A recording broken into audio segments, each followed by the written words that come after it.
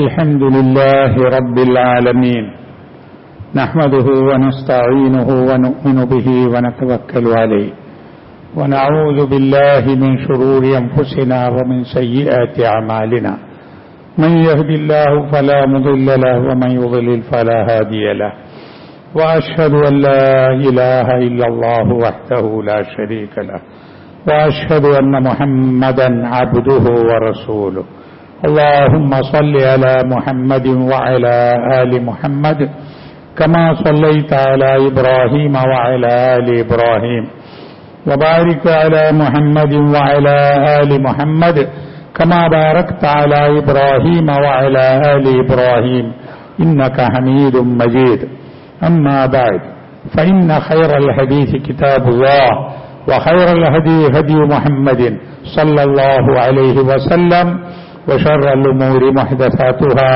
فكل محدثة بدعة وكل بدعة ضلالة أعوذ بالله من الشيطان الرجيم بسم الله الرحمن الرحيم يا أيها الذين آمنوا اتقوا الله حق تقاته ولا تموتن إلا وأنتم مسلمون ബഹുമാന്യരായ സത്യവിശ്വാസികളെ, അല്ലാഹുവിന്റെ കൽപ്പനകൾ അനുസരിച്ചുകൊണ്ട് തഖ്വയോടുകൂടി ജീവിക്കുവാൻ പരിശ്രമിക്കണമെന്ന് എന്നോടും നിങ്ങളോടും ഉണർത്തുകയാണ്. വിശുദ്ധ റമദാൻ മാസം വിട പറയുകയാണ്. ഒരു അതിഥി വരുന്ന പോലെ മുസ്ലിം ലോകം ഒരുങ്ങിയിരിക്കുകയും സ്വീകരിക്കുകയും അനുഭവിക്കുകയും ചെയ്ത ഈ മാസം ഇതാ നമ്മിൽ നിന്ന് വിട്ടുപിരിയുന്നു.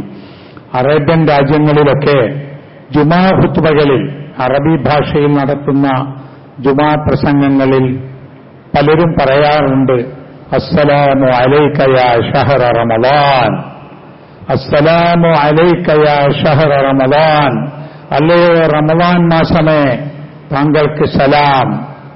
ഒരു സുഹൃത്ത്, ഒരു അതിഥി, വളരെ അടുത്ത ഒരു വ്യക്തി വന്നു പോകുമ്പോൾ സലാം പറയും പോലെ, വിട നൽകും പോലെയാണ് ഈ റമളാൻ മാസത്തിന് വിട്ടുപോകുന്ന സന്ദർഭത്തിൽ മുസ്ലിം ലോകം കാണുന്നത്. എന്തുകൊണ്ടാണ് ഇങ്ങനെ ഒരു സങ്കടവും ദുഃഖവും ഒരു വേർപാടായി തോന്നുന്നതും എന്തുകൊണ്ടാണ് എന്ന് നാം നോക്കിയാൽ അറിയാം. ഇതൊരു നല്ല കാലമാണ്. നമ്മളിപ്പോൾ അവസാന 10-ലാണ്. റമളാൻ മാസം എല്ലാ മാസങ്ങളെക്കാളും ഏറെ പോരിശയുള്ള മാസം. അതിന്റെ അവസാനത്തെ 10 റമളാനിലെ ഏറ്റവും വിശേഷപ്പെട്ട ദിവസങ്ങൾ. ഇവിടെയാണ് നമ്മളിപ്പോൾ ജീവിക്കുന്നത്. ആലോചന നടത്തേണ്ട സമയമാണ്. കഴിഞ്ഞ ദിവസങ്ങളിൽ നാം എന്ത് നേടിയെന്നും ഇനി നമ്മൾ ശ്രദ്ധിച്ചാൽ എന്ത് നേടാൻ കഴിയുമെന്നും നാം ആലോചിക്കുക. അവസാന 10ന്റെ പ്രത്യേകത ഒന്ന്, ഈ അവസാനത്തെ 10-ലാണ് ലൈലത്തുൽ ഖദ്ർ ഉള്ളത് എന്നാണ്. ലൈലത്തുൽ ഖദ്ർ ഒരു മഹാസംഭവമാണ്. ലൈലത്തുൽ ഖദ്റിനെ കുറിച്ച് സൂറത്തുൽ ഖദ്ർ എന്നൊരു സൂറത്ത് തന്നെയുണ്ട്. ഇന്നാ അൻസൽനാഹു ഫീ ലൈലത്തുൽ ഖദ്ർ വമാ അദ്റാക മാ ലൈലത്തുൽ ഖദ്ർ ലൈലത്തുൽ ഖദ്രി ഖൈറും മിൻ അൽഫി ശഹർ തനസ്സലുൽ മലായികതു വർ-റൂഹു ഫീഹാ ബിഇذن റബ്ബിഹിം സലാമുൻ മിൻ കുല്ലി അംർ സലാമുൻ ഹിയ ഹത്താ മത്ലഇൽ ഫജ്ർ. അല്ലാഹ് പറയാൻ, തീർച്ചയായും ഈ ഖുർആനിനെ നാം ഇറക്കിയിട്ടുള്ളത് ലൈലത്തുൽ ഖദ്റാണ്. ലൈലത്തുൽ ഖദ്ർ എന്താണ് എന്നറിയണ്ടേ? അത് ലൈലത്തുൽ ഖദ്ർ ഖൈറും മിൻ അൽഫി ശഹർ, 1000 മാസത്തേക്കാൾ ഉത്തമമായതാണ് എന്നാണ്. 1000 മാസം 83 വർഷത്തിലധികമുണ്ടാകും. ഒരു വർഷം 12 മാസം എന്ന നിലക്ക് നാം കൂട്ടിനോക്കിയാൽ 1000 മാസം 83 വർഷത്തേക്കാൾ ഏറെയുണ്ടാകും. അപ്പോ ഒരു മനുഷ്യൻ അന്ന് ചെയ്യുന്ന എല്ലാ അമലുകൾക്കും അത്രയും വലിയ പ്രതിഫലമുണ്ടാകും എന്നാണ് അതിന്റെ അർത്ഥം. ഒരു മനുഷ്യന്റെ ശരാശരി ആയുസ് റസൂൽ സല്ലല്ലാഹു അലൈഹി വസല്ലം പറഞ്ഞത് അഅ്മാറു ഉമ്മത്തി മാ ബൈന 60 വ 70 എന്നാണ്. 60 70 വയസ്സുകൾക്കിടയിലാണ് എന്റെ ഈ സമൂഹത്തിന്റെ ആയുസ് എന്നാണ്. അപ്പൊ ഒരു മനുഷ്യായുസ്സിനേക്കാൾ ഏറെ പ്രാധാന്യവും പുണ്യവുമുള്ള ഒരു രാത്രി എന്ന് പറഞ്ഞാൽ അതൊരു വലിയ രാത്രി തന്നെയാണ് ലൈലത്തുൽ ഖദ്ർ. എന്തുകൊണ്ട് അതിന് പ്രാധാന്യമുണ്ടായത്? ലൈലത്തുൽ ഖദ്റിലാണ് ഇന്നാ അൻസൽനാഹു ഫീ ലൈലത്തുൽ ഖദ്ർ. ഈ ഖുർആൻ അല്ലാഹു തആല ഇറക്കിയത് ലൈലത്തുൽ ഖദ്റിലാണ്. അപ്പൊ ലൈലത്തുൽ ഖദ്റിൽ ഖുർആൻ ഇറക്കി എന്നത് ഷഹ്റു റമളാൻ അല്ലദീ ഉൻസില ഫീഹിൽ ഖുർആൻ. ഖുർആൻ ഇറങ്ങിയ മാസം റമളാൻ മാസം, റമളാനിലെ ലൈലത്തുൽ ഖദ്ർ. അപ്പൊ മനുഷ്യരാശിയുടെ വിജയത്തിന് വേണ്ടി, സമാധാനത്തിന് വേണ്ടി, സന്തോഷത്തിന് വേണ്ടി, നിലനിൽപ്പിന് വേണ്ടി ഏറ്റവും കുറ്റമറ്റ നിലക്കുള്ള ഒരു നിയമസംഹിത വേദഗ്രന്ഥം ഖുർആൻ നൽകി എന്നതാണ് അതിന്റെ മഹത്വം. ഇത്രയും മഹത്വമുള്ള ലൈലത്തുൽ ഖദ്ർ, ആ ലൈലത്തുൽ ഖദ്റിലാണ് ഖുർആൻ അവതരിച്ചു തുടങ്ങിയത് എന്നും ഈ ഖുർആനിനെ പൂർണ്ണമായി അല്ലാഹു സുബ്ഹാനഹു വ തആല ലൗഹുൽ മഹ്ഫൂദിൽ നിന്ന് ഒന്നാം ആകാശത്തേക്ക് ഒന്നിച്ചിറക്കിയതാണ് എന്നും വ്യത്യസ്ത അഭിപ്രായങ്ങളുണ്ട്. ഏത് അഭിപ്രായമായാലും ഖുർആൻ ഇറങ്ങിയ ദിവസം ലൈലത്തുൽ ഖദ്റാണ്, ഖുർആൻ ഇറങ്ങിയ മാസം അത് റമളാൻ മാസമാണ്. അപ്പൊ ഈ ലൈലത്തുൽ ഖദ്ർ അന്നൊരു ദിവസമാണ് ഖുർആൻ ഇറങ്ങിയത് ശരി, പക്ഷേ അതിന്റെ ആവർത്തനങ്ങളുണ്ട്. ആ ദിവസത്തിന് അതിന്റെ പ്രാധാന്യവുമുണ്ട്. നബി സല്ലല്ലാഹു അലൈഹി വസല്ലം പറഞ്ഞു, മൻ ഖാമ ലൈലത്തുൽ ഖദ്രി, ഏതെങ്കിലും ഒരു മനുഷ്യൻ ലൈലത്തുൽ ഖദ്റിൽ നമസ്കരിച്ചാൽ, രാത്രി നമസ്കാരത്തെക്കുറിച്ചാണ് പറയുന്നത്, ഈമാനം വഹ്തിസാബൻ, ഈമാനോടും പ്രതിഫലം ആഗ്രഹിച്ചുകൊണ്ടും, ഊഫിറ ലഹു മാ തഖദ്ദമ മിൻ ദംബിഹി, അവന്റെ കഴിഞ്ഞ കാലത്തെ പാപങ്ങൾ പൊറുക്കപ്പെടും എന്ന്. ഇത് മൻ ഖാമ റമളാന, റമളാനിൽ രാത്രി നമസ്കാരം നിർവഹിച്ചാൽ എന്നും റിപ്പോർട്ടിലുണ്ട്. അപ്പൊ വളരെ പ്രധാനപ്പെട്ട ഒരു രാത്രി എന്ന നിലയിൽ അതിനെ പ്രതീക്ഷിക്കേണ്ട സമയമാണിത്. അവസാനത്തെ 10 അവസാനത്തെ 10 ഒറ്റയിട്ട രാവുകളിലാണെന്നും അവസാനത്തെ 10 പല രാത്രികളിലാണ് എന്നുമുള്ള ഹദീസുകൾ വന്നിട്ടുണ്ട്. അപ്പൊ നമ്മൾ ഇനി അങ്ങോട്ടുള്ള ദിവസങ്ങളിൽ അതിനുവേണ്ടി ഒന്ന് ശ്രദ്ധിക്കണമെന്നാണ് സൂചിപ്പിക്കാനുള്ളത്. ആ രാത്രി അള്ളാഹുവിന്റെ മലക്കുകൾ ജിബ്രീൽ അലൈഹിസ്സലാമും ഭൂലോകത്തേക്ക് ഇറങ്ങിവരും എന്നാണ്. തനസ്സലുൽ മലായികത്തു, മലക്കുകൾ ഇറങ്ങിവരും. വറൂഹ്, റൂഹ് എന്നത് ജിബ്രീൽ അലൈഹിസ്സലാമിന്റെ ഒരു നാമമാണ്, അദ്ദേഹത്തിന്റെ പ്രാധാന്യമാണിത് കാണിക്കുന്നത്. അപ്പൊ മലക്കുകൾ ഇറങ്ങി വരും. മലക്കുകൾ ഇറങ്ങി വന്നിട്ട് എന്താണ് ചെയ്യുക അത് നമ്മോട് പറഞ്ഞിട്ടില്ല. മലക്കുകളെ അല്ലാഹു തആല ഏൽപ്പിച്ച പല കാര്യങ്ങളും ഉണ്ടാകും. ലൈലത്തുൽ ഖദ്ർ എന്ന് പറഞ്ഞാൽ നിർണിത രാത്രി, അല്ലെ നിർണയ രാത്രി എന്നും ബഹുമാനപ്പെട്ട ഒരു രാത്രി എന്നും അർത്ഥം പറയാവുന്നതാണ്. അപ്പൊ പടച്ചവൻ പല കാര്യങ്ങളും തീരുമാനിച്ച് എഴുതിവെക്കാൻ പറയുന്നതും നടപ്പിലാക്കാൻ പറയുന്നതും മലക്കുകളെ ഏൽപ്പിച്ച കാര്യം മലക്കുകൾ ഇവിടെ നടപ്പിലാക്കാൻ വരും. അങ്ങനെ വലിയ കാര്യങ്ങളൊക്കെ ഈ രാത്രിയിൽ സംഭവിക്കും എന്നാണ് ഹദീസുകളുടെ വിശദീകരണത്തിൽ മുഹദ്ദിസീങ്ങൾ പറഞ്ഞിട്ടുള്ളത്. മാത്രവുമല്ല, സലാമുൻ ഹിയ ഹത്താ മത്ലഇൽ ഫജ്ർ, ആ രാത്രി സമാധാനമായിരിക്കുന്നതാണ്, നേരം പുലരുവോളം അതുണ്ടാകും എന്നാണ്. അപ്പൊ നമ്മൾ കാത്തിരിക്കേണ്ട, നമ്മൾ ആഗ്രഹിക്കേണ്ട, നമ്മൾ കൊതിക്കേണ്ട ഒരു രാവ് തന്നെയാണ് അത് എന്ന്. നബി സല്ലല്ലാഹു അലൈഹി വസല്ലം അവസാനത്തെ 10 കാന നബി സല്ലല്ലാഹു അലൈഹി വസല്ലം ഇദാ ദഹലത്തിൽ അശ്ർ വന്നാൽ എന്നാണ്, അവസാനത്തെ 10 വന്നാൽ, ശദ്ദ മിഅ്സറഹു വഅഹ്യാ ലൈലഹു വഅൽഖദ അഹ്ലഹു. ഇമാം ബുഖാരിയും ഇമാം മുസ്ലിമും ഉദ്ധരിച്ചൊരു ഹദീസാണത്.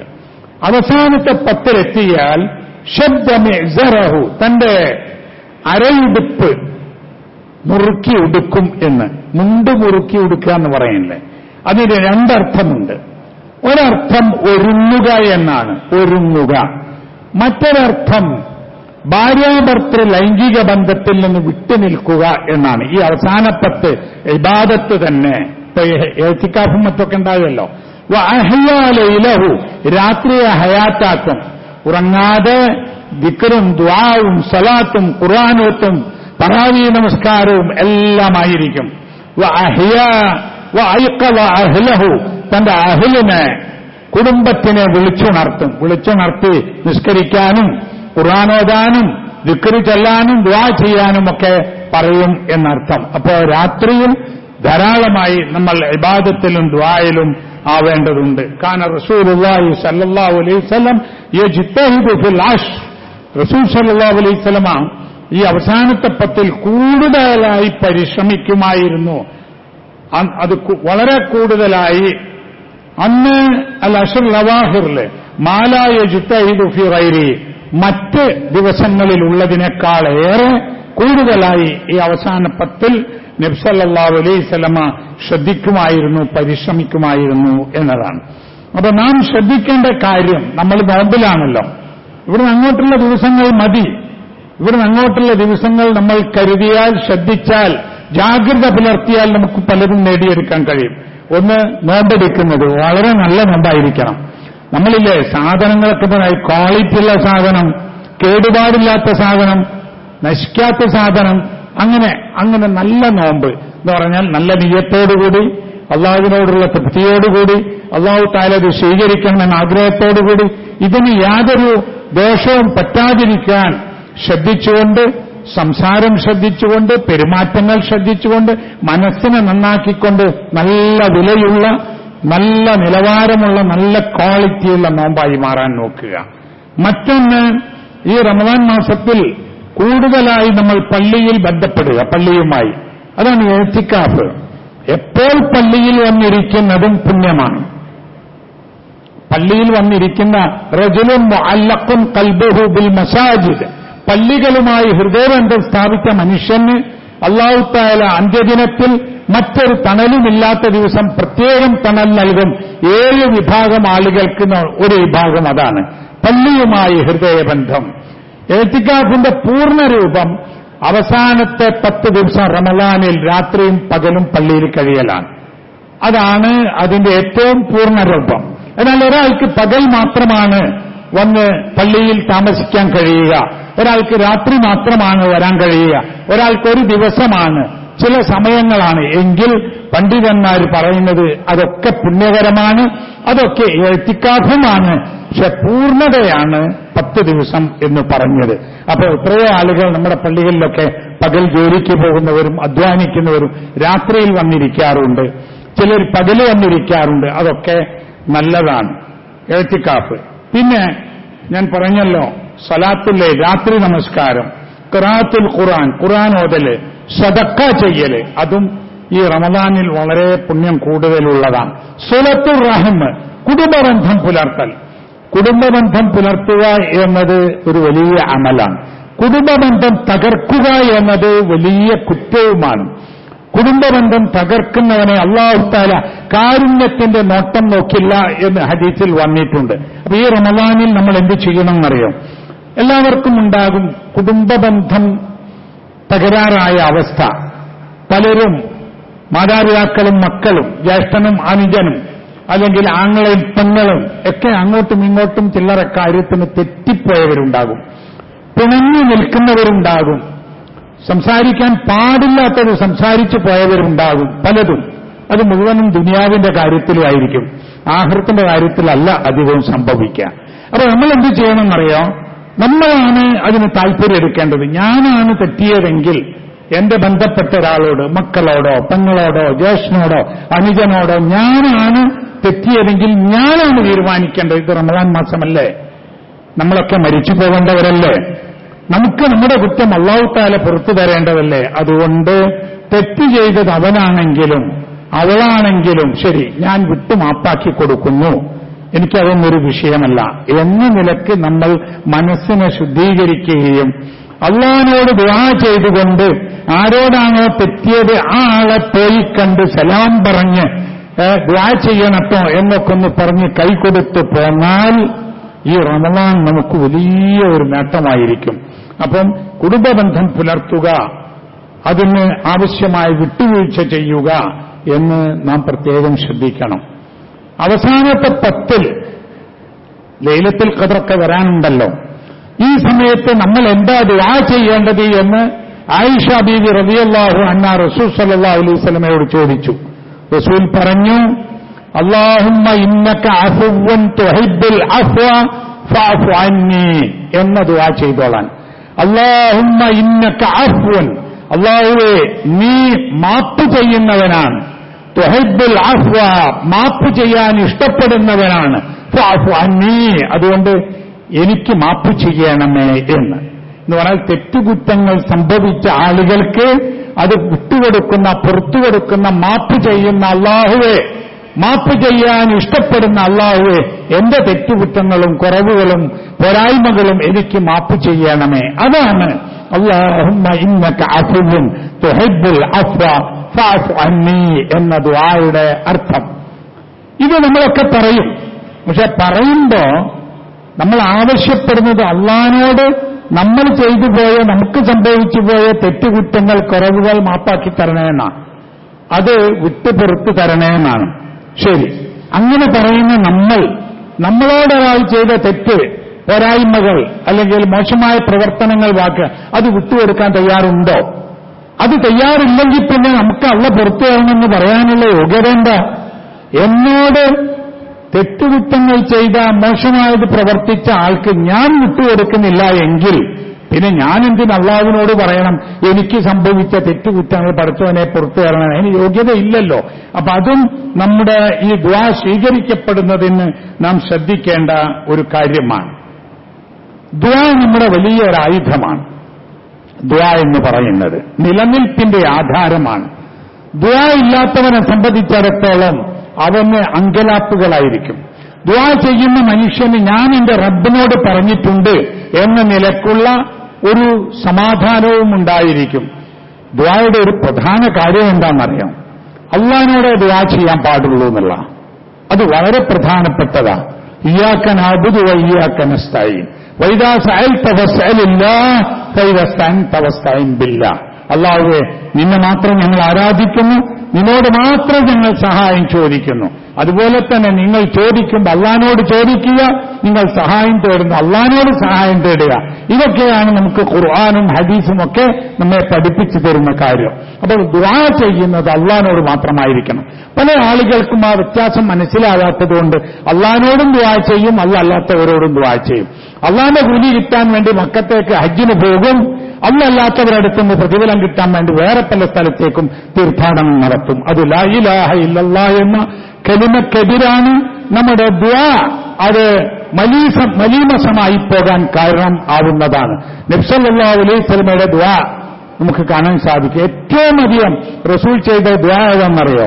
റബ്ബനാ ആതിനാ ഫിദ്ദുനിയാ ഹസന വഫിൽ ആഖിറതി ഹസനതൻ വഖിനാ അദാബന്നാർ. റബ്ബനാ, ഞങ്ങളുടെ നാഥ, ആതിന നീ ഞങ്ങൾക്ക് നൽകണമേ, ഫിദ്ദുനിയാ ഹസന ഈ ദുനിയാവിൽ നല്ലത് നൽകണമേ, വഫിൽ ആഖിറതി ഹസന പരലോകത്ത് നല്ലത് നൽകണമേ, വഖിനാ അദാബന്നാർ നരക ശിക്ഷയിൽ നിന്ന് നീ ഞങ്ങളെ കാത്തുരക്ഷിക്കണമേ. റബ്ബനാ എന്നാണ്. നിങ്ങൾ ഖുർആൻ നോക്കിയാൽ അറിയാം, ഒരുപാട് പ്രവാചകന്മാരുടെ ദുആ ഖുർആനിലുണ്ട്. ആ ദുആകൾ അതുപോലെ ഹദീസുകളിലുണ്ട്. അത് റബ്ബനാ എന്ന് ഞങ്ങളുടെ നാഥ, അല്ലെങ്കിൽ റബ്ബി എന്ന് എന്റെ നാഥ എന്ന്, അല്ലാഹുമ്മ അല്ലാഹുവേ എന്ന്, യാ അല്ലാഹ് അല്ലാഹുവേ എന്ന് അല്ലാഹുവിനെ വിളിച്ചുകൊണ്ടല്ലാത്ത ഒരു ദുആയും ഒരു പ്രവാചകൻ നടത്തിയിട്ടില്ല. ഖുർആനിലും സുന്നത്തിലും അത് വന്നിട്ടുമില്ല. അപ്പൊ നമ്മുടെ ദുആ ശുദ്ധമാവണം. അല്ലാഹു അല്ലാത്തവരുടെ പൊരുത്തം ആഗ്രഹിച്ച്, അല്ലാഹു അല്ലാത്തവരുടെ തൃപ്തി ആഗ്രഹിച്ച്, മറഞ്ഞ വഴിയിൽ നമുക്ക് ഗുണം കിട്ടാൻ, ദോഷം മാറിക്കിട്ടാൻ നമ്മൾ ഒരു പ്രാർത്ഥനയും മറ്റൊരാളോടും നടത്താൻ പാടില്ലാത്തതാണ്. ദുആ സ്വീകരിക്കപ്പെടാൻ വേറെയും ചില ഷർത്തുകളുണ്ട്. ഒരു ഉദാഹരണം പറഞ്ഞു നബി സല്ലല്ലാഹു അലൈഹി വസല്ലം. ഒരാൾ ദുആ ചെയ്യുകയാണ്, അയാളെ കണ്ടാൽ തന്നെ പൊടി പുരണ്ട് ജടകുത്തി മുഷിഞ്ഞ വേഷമായി അങ്ങനെ ഒരു മനുഷ്യൻ ദുആ ചെയ്യുകയാണ്. വേറെ ഭൗതികമായി ഒന്നും തോന്നാത്ത വിധത്തിൽ അയാൾ ദുആ ചെയ്യുകയാണ്. യാ റബ്ബ് യാ റബ്ബ് കൈയുയർത്തി പ്രാർത്ഥിക്കുകയാണ്. നബി സല്ലല്ലാഹു അലൈഹി വസല്ലം പറഞ്ഞു, അയാൾ പ്രാർത്ഥിച്ചിട്ട് എന്ത് കാര്യം? മത്അമുഹു ഹറാം, അയാളുടെ ഭക്ഷണം ഹറാമാണ്. തിന്നുന്നത് ഹലാൽ ഹറാം നോക്കാതെ ഹറാം തിന്ന മനുഷ്യനാണ്. വമൽബസുഹു ഹറാം, അയാളുടെ വസ്ത്രം അത് ഹറാമ് കൊണ്ടുണ്ടാക്കിയതാണ്. അതും വേണമല്ലോ കരുതുക, വസ്ത്രവും ഭക്ഷണമൊക്കെ ഹലാലാവണം. വഉദിയ ബിൽ ഹറാം, അയാൾ ഊട്ടപ്പെട്ടത് ഹറാമിലാണ്. എന്നിട്ട് കൈ ഉയർത്തി യാ റബ്ബ് യാ റബ്ബ് എന്ന് പറഞ്ഞിട്ട് എന്ത് കാര്യം? ഫഅന്നാ യുസ്തജാബു ലഹു, അയാൾക്ക് എങ്ങനെ ഉത്തരം കിട്ടാനാണ്? അപ്പൊ ദുആയുടെ മറ്റൊരു ഷർത്താണ് ഹലാലായ ഭക്ഷണവും ഹലാലായ വസ്ത്രവും ഹലാലായ ജീവിതവും ഉണ്ടാവുക എന്നത് വളരെ പ്രധാനപ്പെട്ട കാര്യമാണ്. ഈ റമദാൻ മാസത്തിൽ ഏറ്റവും കൂടുതൽ ഹലാലായ കാര്യങ്ങളെക്കുറിച്ച് ആലോചിക്കുക, ഹറാമിൽ നിന്ന് വിട്ടുനിൽക്കുക, ഇബാദത്തുകൾ ദുആകളൊക്കെ വർദ്ധിപ്പിക്കുക. അല്ലാഹു സുബ്ഹാനഹു വ തആല നമ്മെ അനുഗ്രഹിക്കുമാറാവട്ടെ.